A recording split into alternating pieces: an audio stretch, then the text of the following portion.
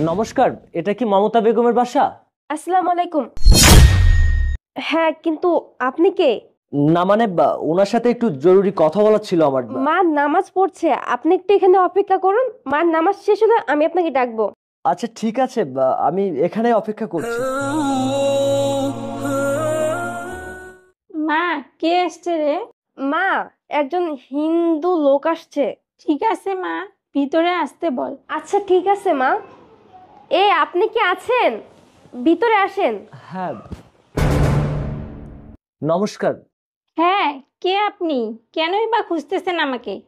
না মানে আপনাকে একটা কথা বলবো, আপনি যদি কিছু মনে না করেন। আমি কি আপনার পা ধরে একটু প্রণাম করতে পারি? আরে আরে, কি করছো তুমি? আমার পা ধরছো কেন? এখানে বসো। আচ্ছা, আপনি আমার দিকে একটু তাকিয়ে দেখুন তো, আমাকে কি আপনি চিনতে পারছেন? কে আপনি? আপনাকে তো আমি চিনতে পারছি না। মা, মা তুমি আমাকে চিনতে পারছো না? মা, মা তুমি এটা দেখেও চিনতে পারছো না আমি কে?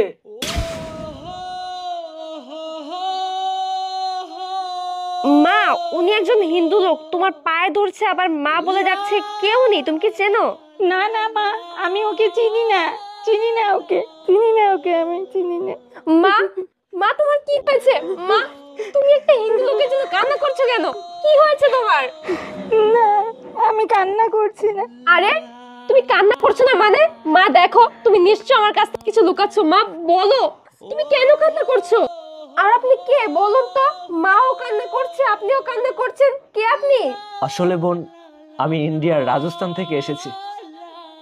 আপনিও যে মায়ের সন্তান, আমিও ঠিক সেই একই মায়েরই সন্তান। মা, উনি এসব কি বলছে? আমি তো কিছুই বুঝতে পারতেছি না। মা, তুমি কথা বলতেছো না কেন? বোন, আজকে উনি আর কথা বলবে না। যা বলার আমি তোমাকে বলছি। আমি তখন খুব ছোট, আমার বয়স তখন 5। আমার খুব ভালো করে মনে আছে, আমার মা আমাকে ছেড়ে, আমার বাবাকে ছেড়ে, রাজস্থান ছেড়ে বাংলাদেশে চলে আসে শুধুমাত্র নিজে ভালো থাকার জন্য, নিজের সুখের কথা চিন্তা করে। কিন্তু আজকে উনি মুখ খুলবে না। আমার না আজকে ভীষণ জানতে ইচ্ছে করছে মা, আমি কি জারদ সন্তান, নাকি কোনো পশুর ঘরে জন্ম নিয়েছি? আমার কি কোনো মাতৃ পরিচয় নেই মা? ও মা, তুমি একটা বার বলো না মা। আমি 25টা বছর ধরে তোমাকে খুঁজে বেড়াচ্ছি মা, শুধুমাত্র এই একটা প্রশ্নের উত্তর তোমার কাছে জানতে চাই মা। আমি কি পশুর ঘরে জন্ম নিয়েছি নাকি? তোমার বিবেকের কাছে একটা বার প্রশ্ন করে দেখো তো মা।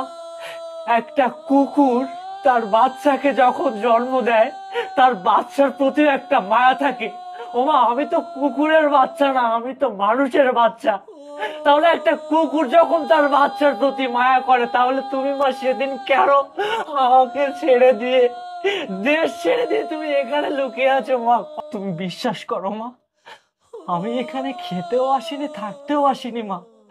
আমি শুধুমাত্র আমার আমার মাতৃত্বের পরিচয় জানতে এসেছি মা। মাগো, আমি দেশে বিদেশে সন্ন্যাসী হয়ে ঘুরে বেড়াচ্ছি শুধুমাত্র আমার আমার মায়ের পরিচয় জানার জন্য। মা, আজকে তুমি আর চুপ করে থেকো না মা। মা, আজকে তুমি চুপ করে থাকবে না মা। আমার প্রশ্নের উত্তর তোমাকে দিতেই হবে মা।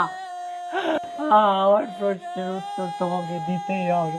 এই বোন, বোন তুই অন্তত মাকে বোঝা না। তুই অন্তত মায়ের মুখ থেকে একটা বার বলতে বল না, আমি কি মায়ের গর্ভের সন্তান। একটা বার তুই অন্তত বুঝিয়ে বল না মা।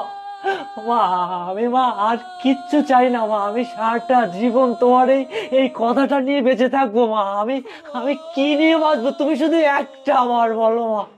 আমি তোমার সন্তান, আমি তোমার ছেলে মা। আমি চলে যাবো মা, আর কোনোদিন এখানে আসবো না মা।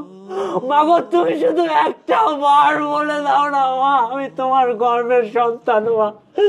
25টা বছর আমি সন্ন্যাসী হয়ে ঘুরছি মাগো, শুধুমাত্র তোমাকে একটা নজর দেখবো মা। আমি আজকে তোমাকে পেয়ে গেছি মা। আজকে যদি তোমার মুখ থেকে আমি এই কথাটা না শুনতে পাই যে আমি তোমার সন্তান না, তাহলে আমি আমার জীবনটা দিয়ে দেবো। তবু আমার এই সত্যটা জানতে হবে মা। তুমি শুধু একটা বার বলো না মা, আমি কি তোমার গর্ভের সন্তান মা? একটা বার বল না মা, আমি তোর গর্ভের সন্তান রে মা।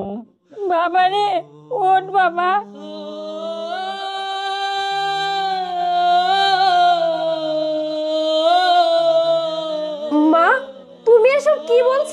একজন হিন্দু লোক তোমার কিভাবে সন্তান হয় মা?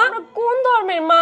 আমি তো কোনো কিছুই বুঝতে পারতেছি না মা, তুমি সত্যি করে বলো না কে উনি? হ্যাঁ রে মা, ও আমারই সন্তান। আজ থেকে 30 বছর আগের কথা। একটি লোকের সাথে আমার প্রেমের সম্পর্ক হয়। সে ছিল হিন্দু, তার নাম ছিল চন্দ্রনাথ। 5টি বছর তার সাথে আমার সম্পর্ক ছিল। একটা সময় তার সাথে আমার অবৈধ সম্পর্ক হয়ে যায়। তারপরে আমার গর্ভে সন্তান চলে আসে। আমি সেই লোকটাকে অনেকবার বুঝিয়েছি, কিন্তু সে মুসলিমও হবে না, আমাকে বিয়েও করবে না। সে তো আমাকে আশ্বাস দিয়েছিল যে সে মুসলিম হবে, আমাকে বিয়ে করবে, কিন্তু সে মুসলিমও হয়নি।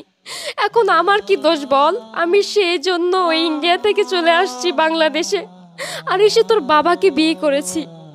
আমি জানি না আমার পরিচয় কি, আমি কি জারোর সন্তান, আমি কি হিন্দু না মুসলিম আমি জানি না। আমার বাবা যে শিক্ষা আমাকে দিয়েছে সেই শিক্ষায় আমি এতটা বড় হয়েছি মা। আমি সন্ন্যাসী হয়ে রাস্তায় রাস্তায় তোমাকে খুঁজে বেড়াচ্ছি মা। আমি যেমন 25টা বছর ধরে তোমার একটু মুখ দেখার জন্য, তোমার পায়ে একটু প্রণাম করার জন্য আমি আমি তোমায় খুঁজে বেড়াচ্ছি না মা। আমি আমি একই প্রশ্ন বাড়িতে গিয়ে বাবার কাছে করব যে বাবা তুমি কিসের আশায়, কেন তুমি মাকে প্রতিশ্রুতি দিয়েছিলে? আমার 100 কোটি প্রণাম রইল মা তোমার কাছে। আমি যদি কোনো ভুল করে থাকি, আমার যদি কোনো অন্যায় হয়ে থাকে, আমাকে তুমি ক্ষমা করে দিও মা। বিশ্বাস করো আমি আমি তোমার কোনো ক্ষতি করতে আসিনি। মা কি, মায়ের গন্ধটা কি, আমি সেটা দেখার জন্য এসেছিলাম মা। মা আমি চলে যাচ্ছি। বোন রে, বোন ভালো থাকিস তোরা।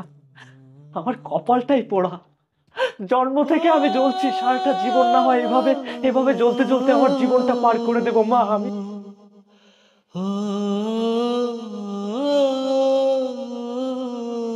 মা, ভাইয়া চলে গেল মা, ভাইয়া।